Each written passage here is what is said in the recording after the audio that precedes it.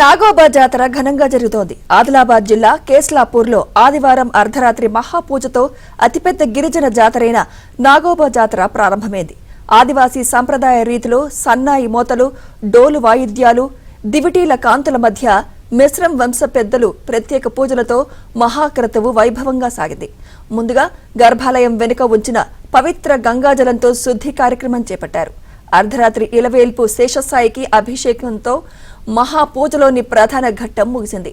తర్వాత పవిత్ర గంగాజలాన్ని ఆలయ ఆవరణలో వేచి ఉన్న భక్తులపై చల్లటంతో గర్భాలయంలోని నాగదేవత దర్శనం ప్రారంభమైంది.